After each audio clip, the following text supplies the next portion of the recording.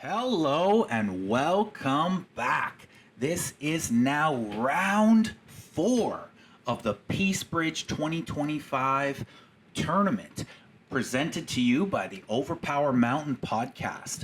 This is a very big and special match we have going right now. We have Phil Miller versus Phil Keffer. These are the two of the last 2 years player of the years playing off in this round 4 match. Again, I do have Tyler the Count with me, making a great commentary partner. Welcome back, Tyler.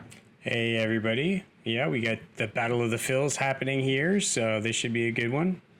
These are two very experienced, very well-versed players. I purposely picked this game because I knew it would be a good one on camera.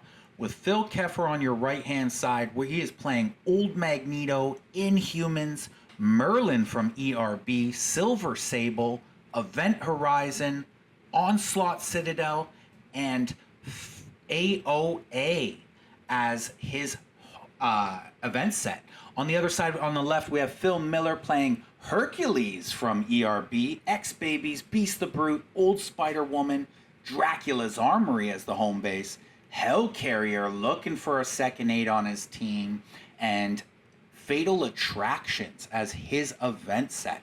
So it looks like we're actually gearing up for a no energy icons may be used to attack on one side, which will hit hard, and a no strength power cards may be used on the other side. Yeah, this is interesting decks for both of them. Like Phil's running the double negates. Phil Miller is running the double negates, that is. And with the X-Babies and Beast, and then he has Hercules as kind of the new spawn. So this is a very familiar deck, but he's also using Hellcarrier, which I don't think I've ever seen him play before. And then Phil Keffer, on the other hand, has been playing Old Magneto, which I think he did play the odd time before that, but I haven't seen him use Citadel at all since I think he's been back. So should be interesting for both of them. Some novelties and some familiar stuff for both.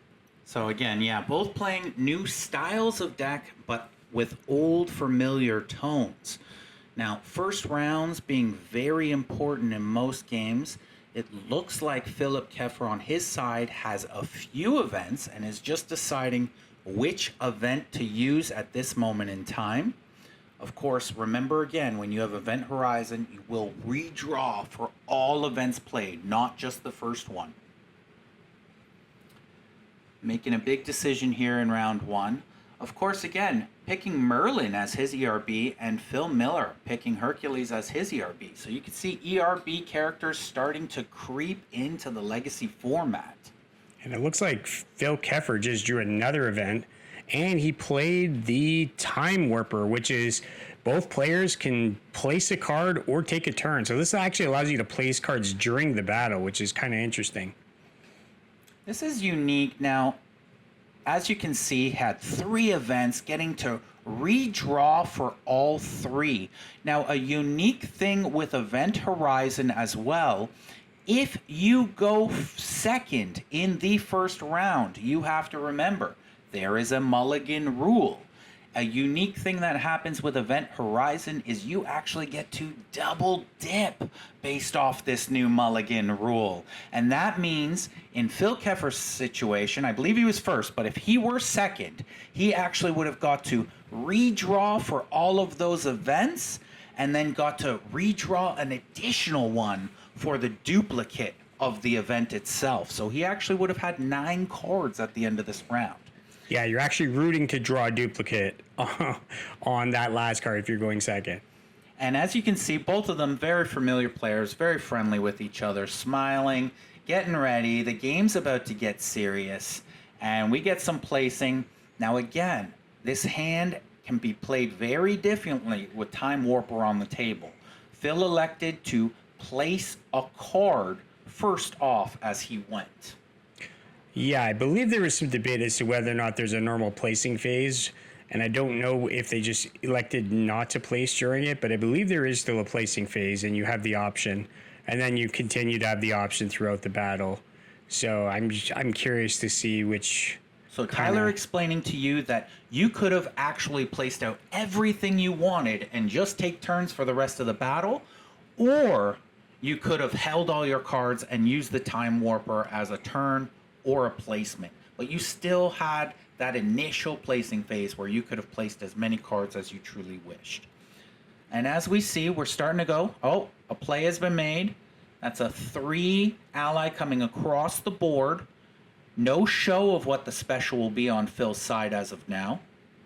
And of course, the thing that will happen here is Phil Miller will often have a lot of cards to work against Phil's specials, which is really what Phil Keffer's deck is designed to do. Now, Phil Miller will be susceptible to teamworks. How many does Phil Keffer have in his deck? Oh, and he's going to give his ex-babies 8 strength right on the second attack.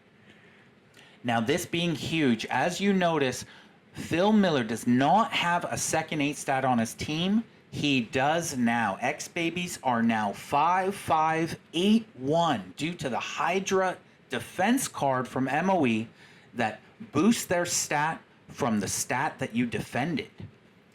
Phil Miller electing to place a card instead of taking his turn, having both negates now placed. Very daunting against Phil Keffer, who is a very special heavy-based deck. And Phil places a card back, so it's a bit of a placing war as well. This is interesting. Phil plays Black Widow. I believe it's going to be a 6 or an AA, so a 4, mimic an additional. 4 mimic an additional. Coming from Phil Miller, Phil Keffer, obviously plenty of ways to defend that, both with the 8 placed and the 1-9 in reserve. Making his decisions. Pivotal moments. If you block that 4 with the wrong attack, you can always set yourself up for something worse in the end of the round. You have to make sure you're using the right defense. It is curious to see if Phil Keffer is going to have much more that Phil Miller can actually negate going forward. Looks like he's got a fairly big power card heavy hand, and that might actually end up becoming or being to his advantage at the end of all this. Now, of course, even with that being said, I think Phil Miller made the exact right play, getting that Hydra card out early, giving a second character that 8 stat, even though he could have used one of his negates, and it probably would have been more beneficial based off the amount of special shown on Phil Keffer's side. Yeah, I think even if he only played one, I think he'd have to play both to probably pull this out anyway, so it makes sense to just give them the stats and go from there and make the best of it after that. As you can see, really unique hand with this Time Warper. And he decides to use the big activator of Void. Now, of course, Phil not having that much team defense and Onslaught Citadel being medium on team defense or defense in general, that's a big card to be using out of your activator instead of your 1-9 that could potentially have 2 more in your deck. Let's see why he played it. I think part of the reason is that he didn't want to play it offensively and give Phil a card to negate. So Smart call there, Tyler. Absolutely. Oh, and this would even it up, though. This is pretty brutal. And that's a 6 energy. He is looking right now for that avoid 1 card with an energy icon, draw a card. He only has 1 in hand. It had a lot of cards that could dupe, but it looks like he's going to get to keep it. And that might actually swing this round. Yeah, that might give him the extra cards that he needs to make up for the negates being potentially unusable. And here we go. Phil Miller deciding whether he wants to continue throwing attacks, continue starting to apply some pressure, knowing he doesn't have much to defend. And of course, there we go. Big power card towards Old Magneto.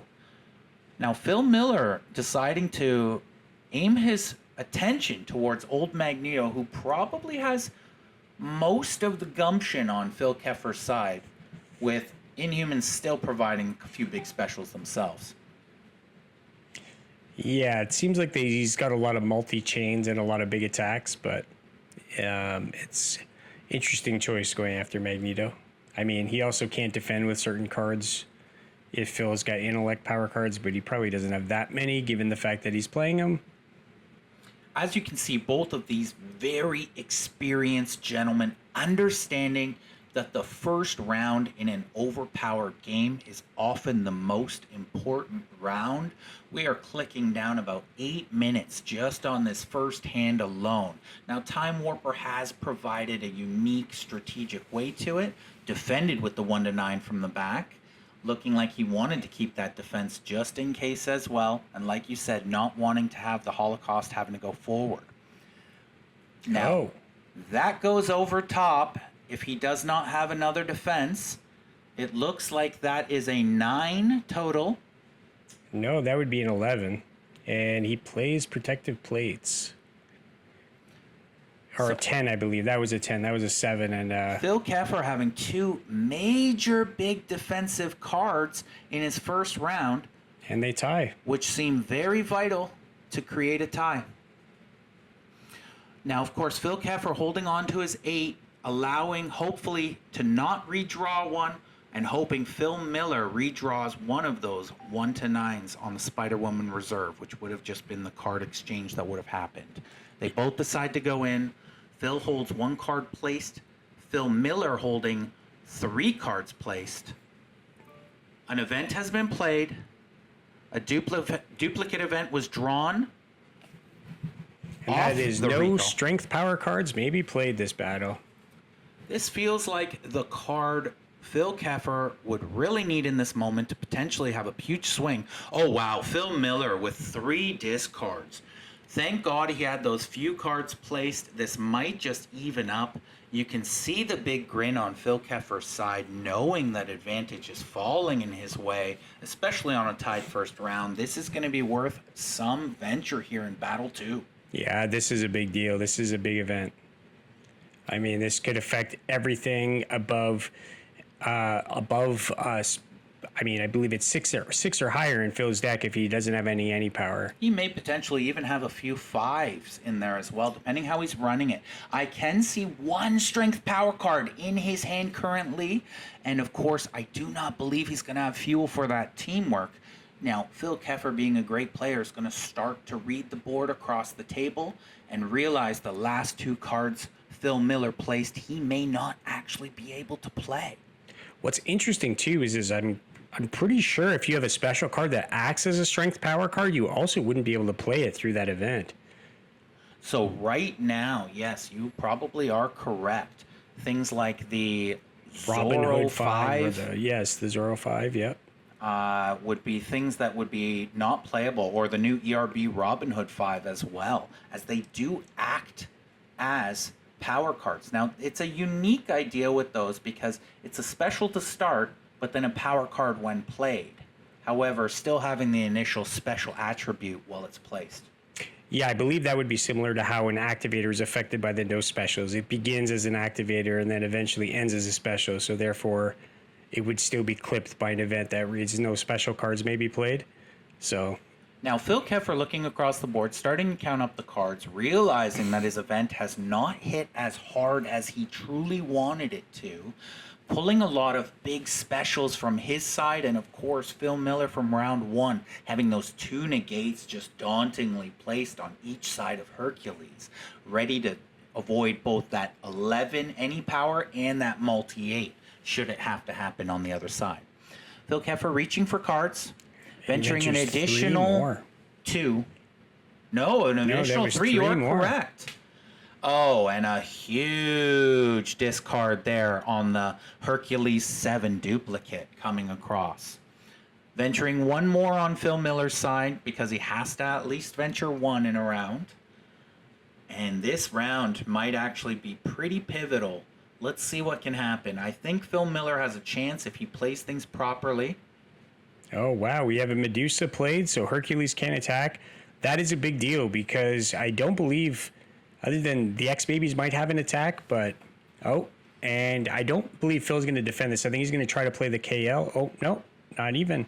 He's just going to eat it, try to play a 7 defensively potentially, and now play a 7 and retaliate with it. Now, looking across the board, he does not see a negate placed. He sees Phil Keffer has very limited cards in his hand. He may just feel that he may play the 7, hope Phil plays in a bad style, and then just negate the Medusa later in the round, opening up other avenues for him.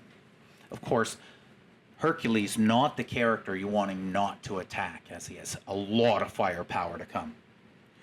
Yeah, I'm interested to see how much it's actually going to affect him, though. If it's just preventing him from attacking with the 7, I'm wondering if the teamwork would have been a better target. And of course, having 6 cards placed to Phil Keffer's 4 cards at the moment, he does have a 2-card advantage should the round end here and we move forward. These are things you need to continue thinking about as you progress through your game.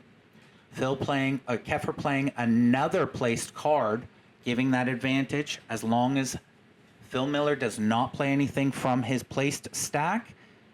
He will continue moving advantage towards himself, using his last card from hand, and now And he concedes. succeeding the venture towards Phil Keffer, but now moving into the next round with a big 3-card advantage. Now, these are the moments where Phil Keffer may have taken this early momentum in the game, but in a very big round right here, depending on duplicates, this could swing back into Phil Miller's way, of course, with that big event still to come. Yeah, that's what this is going to come down to. If Phil Miller can draw a clean hand and leverage the card advantage, he's going to be in great shape to fend off a potential venture for the win. If he dupes down where he's within a card or two, though, this could be a nightmare, and this game could be over in 2 hands. We see another event on the table. Wow, if he's playing AOA and if this is discard all placed cards, this could just put Phil Keffer's He drew it right in the way. Oh, no. He drew it on the redraw. So this will be remove a hit from anybody with an inherent ability. There are no hits out on the table currently. So nothing is removed. It is a mute vent, and we are going to just move into this hand. But of course, redrawing has hurt him a little bit, as now he is still down right now 2 cards, as Phil Miller did duplicate on the Beast Negate. They are starting to place out and increase their war chests. Yeah, I believe that's the Merlin, either 1 per deck or the Reveal. I believe that's actually the Merlin Negate. Oh, sorry, the Negate. Yeah, that's the Merlin Negate. Beautiful foil card, I must admit. Hopefully all of you got a Merlin stack in your box of ERB. I was blinded by the reflection off the foil. It was difficult to read.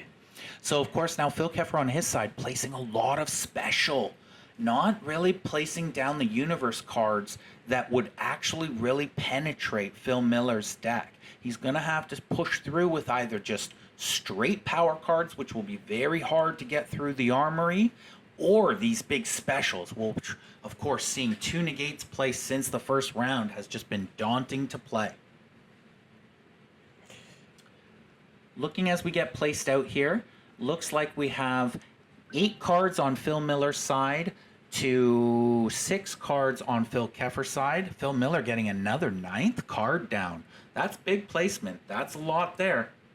That can move forward in big ways as long as he's smart about what he uses in this round.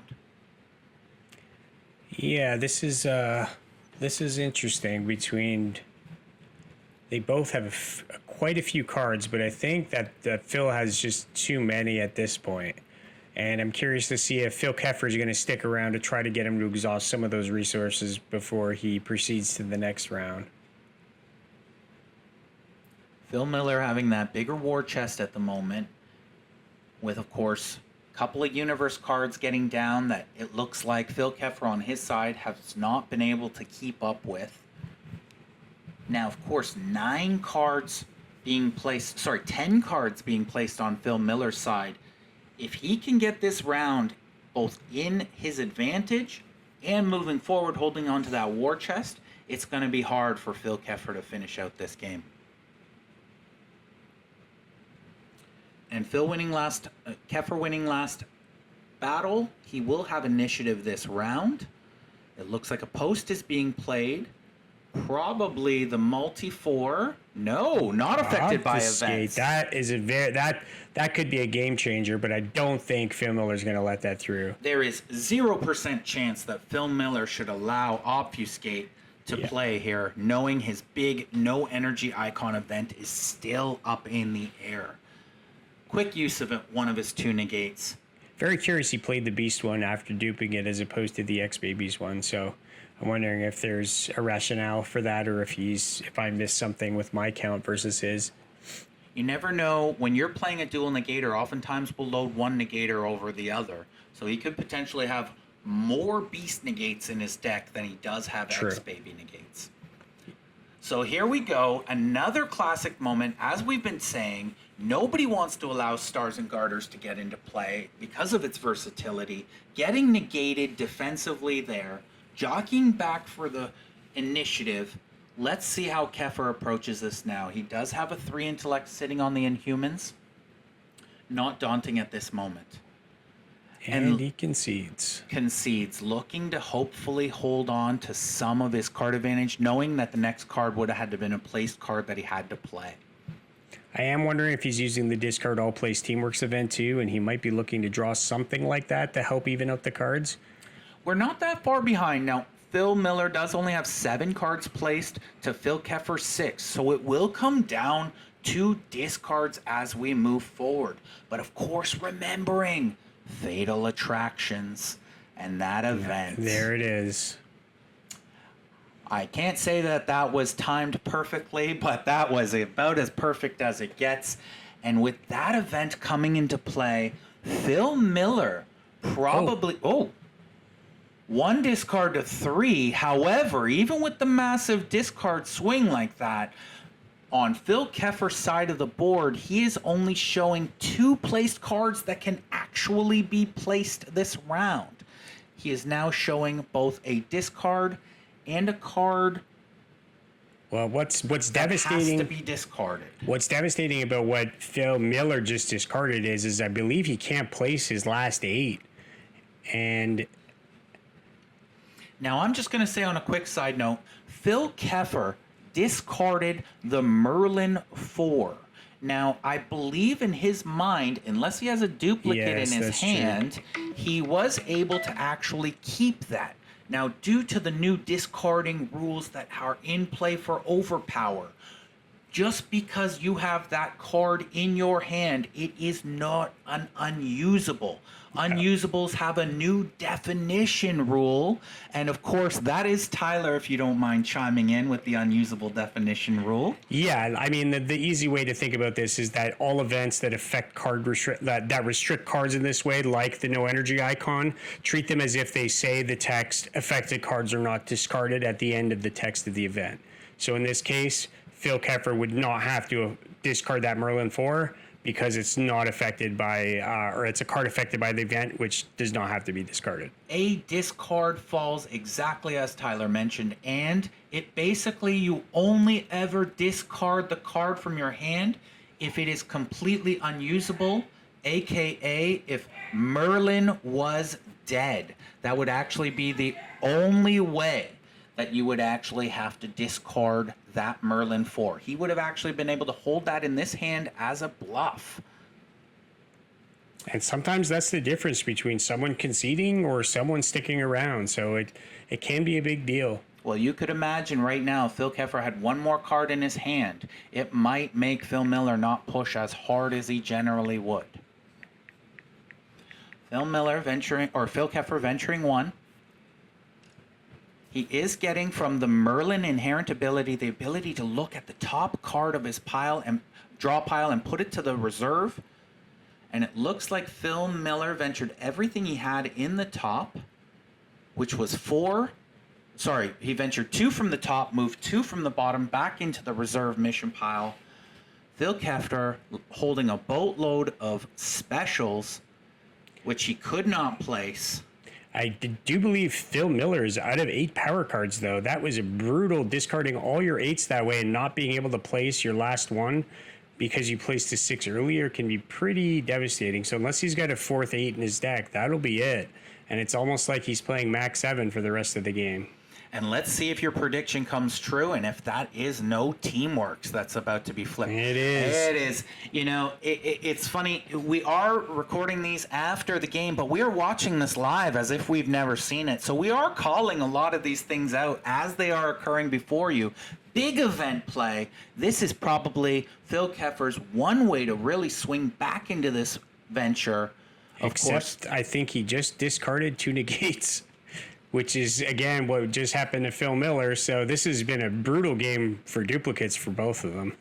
Now, of course, Phil Keffer still using his negate out of his battle site as well. So it looks like that Merlin negate will be most likely his final negate in his deck unless he is running multiples more than 3.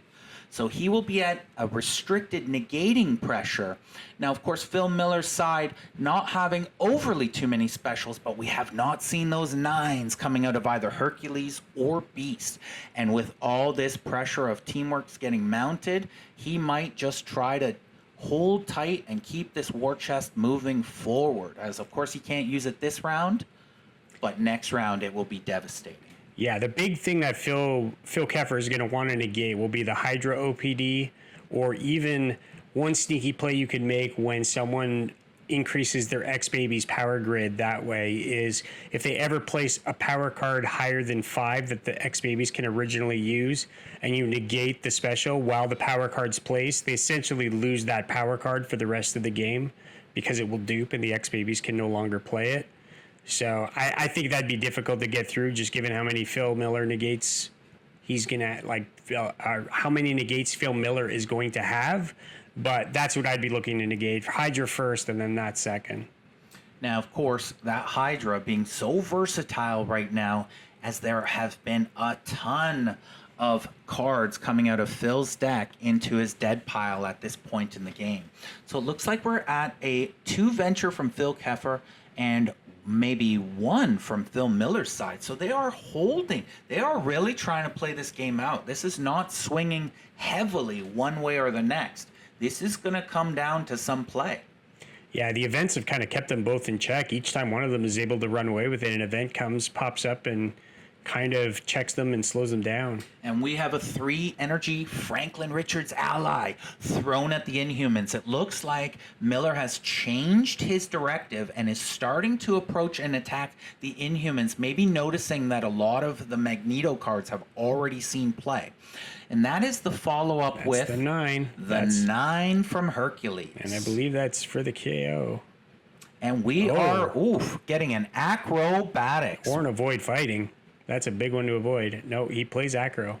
Acrobatics coming out to play, hopefully getting to keep the Inhumans alive. However, always seeing on Phil Miller's side, yes, he can't play that teamwork, but he does have Drax Armory, and that 6 placed right there, making it a 9 for the kill on Beast. Yep. Now, the 7, that's a 7 on Beast. That would be a 10 even. And there's a 6 on Hercules as well. So those are 2 great options. 2 ways to go make it either a 9 or a 10, potentially going over the Silver Sable 1 to 9 in reserve had he not placed it. And without that Pure Void for Holocaust, I don't believe is any way. I think he has a Master Mold, and that would be the only card that he can defend that with. That would be probably actually the final card out of his deck that potentially could defend that. And here we go, trying to apply some of this big special pressure, playing a 3 ally, followed by the Black Bolt. Of course, simply using a 1 to 9. Black Bolt doesn't seem that daunting at this moment. Replacing his event, making sure Phil knows he cannot touch that teamwork. As he grabs the basic As and he throws grabs the big basic 10 that we predicted over the top. Does he have the Master Mold? Is this the moment? Or will he lose that 6 placed on Inhumans? I think he missed it. Be a very detrimental play. Yeah, I think he missed it. I feel like that might have been a moment where he moved that event over, hoping Phil would just not even look at that character anymore, and realizing that he was only going to get one of those 2 cards off the Inhumans. Phil not buying the fake out and playing right through it. That's what Dracula Armory's there for. That's why you spend 3 points on it. The Inhumans family, the royal family, just got clocked by a dumpster. And there we go. The moon has been attacked. Now, Phil Keffer down, though. Not down on many cards. Still has a lot of action here to play and still looking to win this 2 venture. Especially after losing Inhumans, he is not going to want to lose that 2 venture. This is very important. Now, time's starting to tick down in this game. 12 minutes remaining. Big ventures, both ways still to happen. Let's see. This could go either way still at this point in time.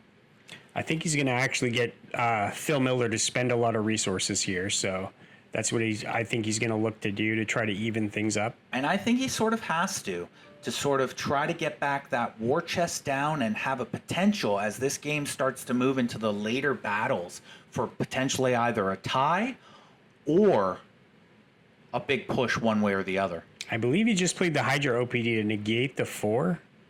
Or what did he? He did. So, yeah, he took the Hydra OPD to actually negate the 4 or potentially just avoid the 4. Yeah.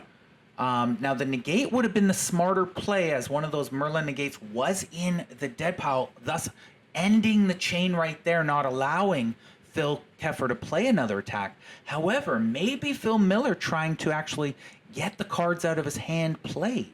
Oh, and he has the Red Skull of Void. 8 energy thrown, Red Skull of Void being played in that. And then now, Phil Miller with a smile on his face. Oh, wow. Giving the venture with a little Iceman remaining. Yep. Philip Keffer had, of course, the Holocaust, which would have been the Tuck venture into permanent record. Pointing out, I think he's realizing that he missed out on that Drax Armory play and was not anticipating it could have went through. Yeah, I wonder too. He did have the little Iceman, which would have got rid of the acrobatics. So I think either way, if he continued, the Inhumans would have gone down there.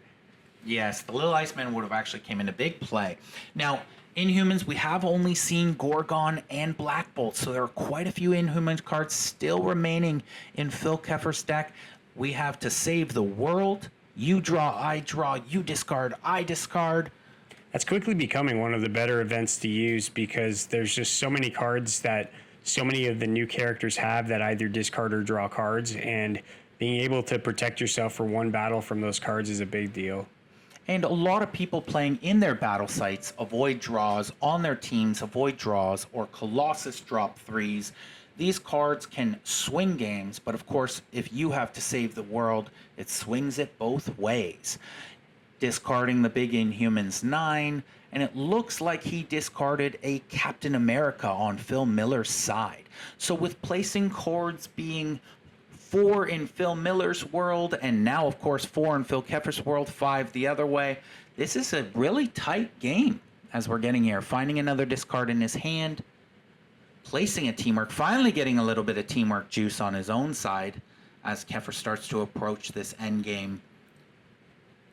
Now, it looks like Miller has a total of 10, 11 cards, 12, 13 cards at this point in time, to Phil Keffer's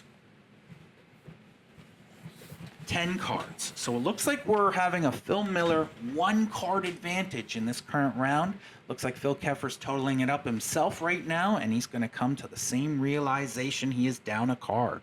And neither deck really has the ability to generate extra cards. I mean, the Citadel can make up a card or two with a Tuck or an Onslaught KO. Phil Miller already played his Void Energy and draw off Nick Fury, but other than that, they don't really have ways of changing the card count very and easily. Of course, with To Save the World, even if they did, it wouldn't make much difference. Now, Phil, looking at the top card of his deck, as Merlin permits him, he is allowed to place it to the bottom, and now the hand begins. Of course, Phil Miller up that single card right now, being a very, very big and vital moment. He also does not have much KO pressure on Hercules right now. Looking like he can almost sort of sit back a little bit into this game. Of course, Phil Keffer only having 1 8 character remaining on his team.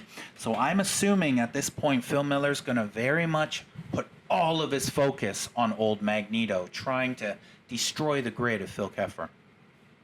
Yeah, I completely agree. I mean, he might go through Sable first, depending on what the venture is, but just to avoid the 9 or less, but only if he has to. It looks at this point, Phil Keffer has ventured 1 this round, looking to hopefully maybe place out, get a little bit of playment, and then move on to the next round. Phil Miller still pushing his advantage of his card with a +2 on the venture, no cards drawn for the venture, holding his 1 card advantage. And against better players, oftentimes you will try to hold such an advantage because you don't want to even up the odds. They are starting to run a little low on time too, so that's going to start becoming a factor probably fairly soon. Probably after this hand, depending on how many battles this, or how long this battle goes. Now, of course, neither of them really knowing the time that's occurring right now, but if Phil Keffer understood that if he could potentially win this round alone might actually be enough with the time crunching down to win this entire game based off of where the venture cards lay beside them. Now, of course, 6 minutes can be an eternity too if things move quickly and concedes happen. So let's see how this game moves. Looks like a teamwork coming off of Silver Sable, as he has the fear that Silver Sable might be attacked, going right at the X-Babies, knowing that that is a card that does affect them. Yep. Phil Miller questioning whether a 6 is worthy of his 1 to 9. He takes it, getting a multi-3 thrown at him for a 4 shot at Hercules. Philip Keffer trying to apply the KO pressure to Hercules at this point in time. I would assume he probably called that intellect, regardless of whether he plans on playing that 7 or not. Sometimes just the threat of the extra follow-up will lead to mistakes or force the opponent to react a certain way that you want them to. Now, of course, even with that being said, because that was a 6 teamwork, that 7 there that's placed would only be a 9. So that 1 to 9 would have got it. However, an 8 could have gone over the top as a 10, as a very threatening card. It did not. As you said, it was more of a bluff threat. And here's the teamwork return volley. And as we thought, actually, as you thought, he is going for Silver Sable. It looks like he might understand that they are crunching down onto time, and he does 100% need to win this round. Yeah, the venture here is interesting because if you don't need to win the venture, the reason I don't like attacking Silver Sable is because they essentially have 1 defensive card in your hand and you're spending 3 or more cards to KO her. So really, they can only protect their character from 1 card with their 9 or less avoid. So unless venture is a really key thing, and I think in this case it is, but if it's not, crunches, if it's not, then I would say like try to spend low cards on other characters or those things because you don't want to spend 3 cards for 1. So if you look in the situation he's talking about now, that whole teamwork with 2 additional strings just killed Silver Sable. Question yourself now, if he would have thrown all of that right down Magneto's face, how many of those would have landed, and what pressure would Phil Keffer be in at this moment with potentially 1 or 2 hits on Magneto? And that KO pressure might have actually mounted to too much. Now, as we get into these final minutes of the game, I think both of these gentlemen, being such experienced players, know that it's crunching down to probably just this and 1 or 2 more rounds. So pretty experienced players will maybe just guarantee a kill going through Sable and getting those venture points, knowing how pivotal those 2 venture this round or this battle means. Yeah, that's the benefit of going through Sable, is that you know she can't defend as much and that it's almost guaranteed venture as opposed to attacking someone else. So, and there's a Beyonder being played in the legacy market, going for around $300 USD. Beyonder, of course, getting to get any non-1 per deck out of your activator or out of your battle site. And it looks like he's looking through the Citadel, trying to figure out what he can play. It's going to be a 4 multi? Yes. X-Man 4 multi may make 1 additional attack, pointing to Magneto, as Magneto may make the additional attack. And here we go. Let's see what Phil Miller does. He's been holding on to that Hercules 7 for a long time. All 3 of his defensive placed cards can deal with that 4. Which one will he decide on? Is it a shift from Cap then? Because I believe we've already seen we've already seen the 9 or less, so it is the shift. And again, shifts becoming actually more and more playable these days, with so much KO pressure being a big thing in both legacy and modern format. Those shift cards becoming much more of a prevalent factor in people's decks. Yeah, the way to think about a shift card is that if you can stack a 1 on a 3 of the same power type, you're not losing much venture wise versus having to defend a 1 or a 3 with a much bigger card. So the shifts you can make them count if you're careful and you're choosy with what you decide to shift. And we have a big any power 8 thrown out of the Hell Carrier at old Magneto, who has the 7 placed, cannot block it with that 7, so he is just starting to go over the top of some power cards. Now, I imagine Phil Keffer's probably looking at throwing that 6 intellect teamwork at this point with the 7 follow-up, looking again to just hopefully win this round and push this game through. Yeah, I like that play. If he plays with the 6 either to beast or X babies, then the 11 is also for the kill. He pulls out 3 more venture, which you can see both of them are really understanding this round is meaning a lot. They are neither of them backing down from this venture. That's another big card on Magneto. Now, of course, that 6 can be blocked with that 7 energy. However, I do believe, as we all believe, that might be the fuel for that teamwork. Should he use it in defense, he may not be able to use that teamwork. Especially because Magneto's stats are very low, so if he doesn't have an energy follow-up, it's very unlikely that Magneto can play anything else. They're starting to count up the venture. They're starting to see where the last few cards are going to be played. Now, of course, remembering things like you can negate off of permanent records, off current records. Oh, wow. And he concedes. He did have a Sable Avoid, so that was a good choice. Yeah, he was able to work around the Sable Avoid. He was able to then win this venture, which I think is what is going to be pivotal, as that actually puts him in a unique spot where he has no ventures on the bottom, no mission cards on the bottom. So currently he is sitting at a 0 total, whereas Phil Keffer on his side of the board is looking at least at a 2. I think it's a 2 or a 3. Yes, I think he's got 3 or 4 on the top. Of course, and I think 2 in the middle. When going to final hands and when the game is running out on time, you are basing your mission ventures top minus a completed minus the defeated, and that is how you will determine. So 3 on the top, 3 in the completed, 1 in the defeated equals a +2, and so on and so forth. I don't know if Phil Keffer has enough gas left in his deck to overcome all of the place cards that Phil Miller has. Just even on his home base, the 11 is useful, but I feel like the negate's already spoken for, and Phil just keeps putting more ammo down. I think with things like placing that teamwork, having initiative, and having the double defense of the 1 to 7 and 1 to 9, I don't see how Phil Keffer is going to be able to penetrate through this. Now, he is going to have the moment right now if he can return volley and throw that 6 intellect teamwork, which would be for the kill, and the 8 follow-up, which would only come up to a 9, not having a third character where he can bring that up to a 10. Yeah, if he could throw a 10, that would completely rearrange the priorities here. I mean, again, though, Phil Miller still has a basic place. He could still defend it with a 2-card defense.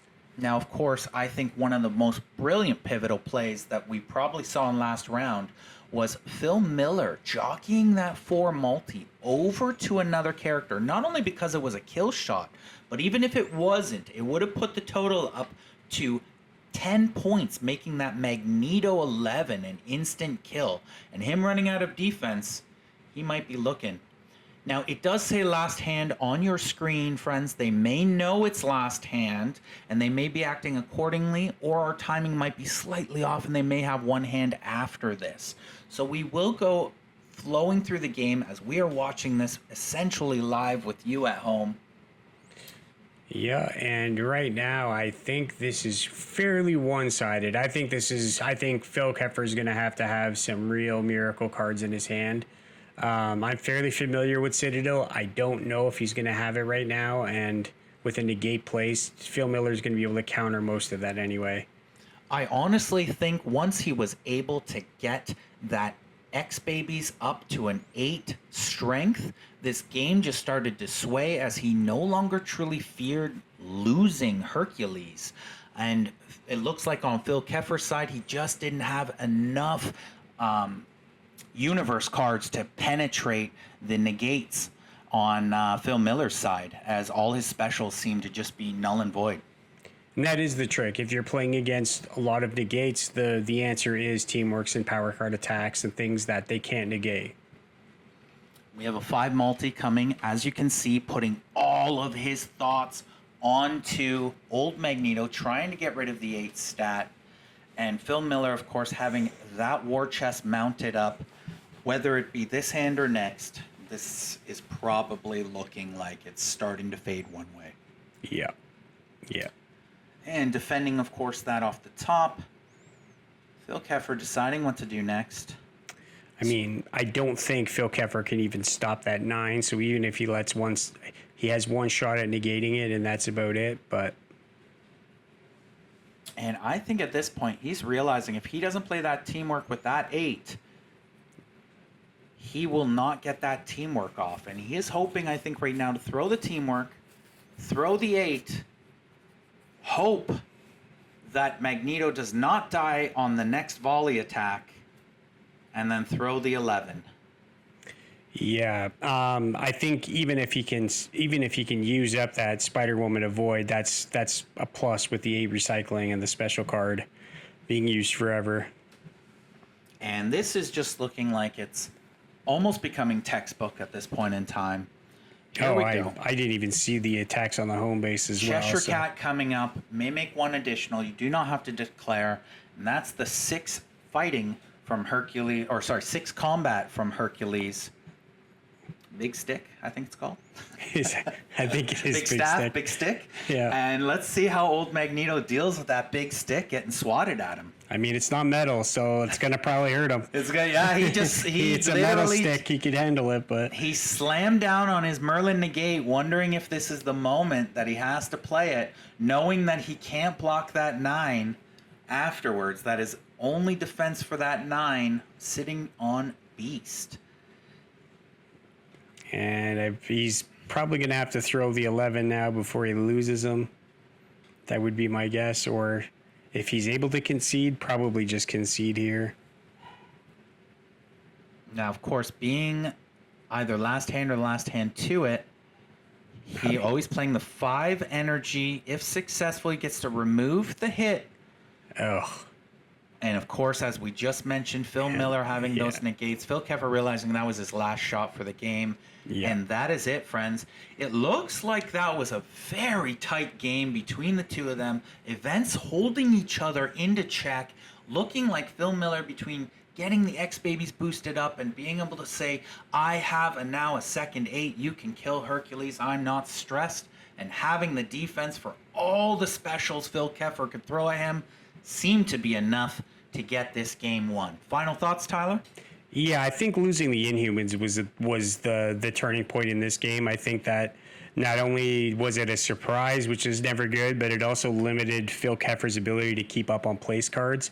Had he been able to place his own Inhumans 9 and some of like maybe an avoid special or something on them, then he might have been able to withstand some of the late ammunition that Phil Miller ended up placing towards the power pack there. But without that, I think it was just too one-sided. He just didn't have enough juice left in the deck to compete.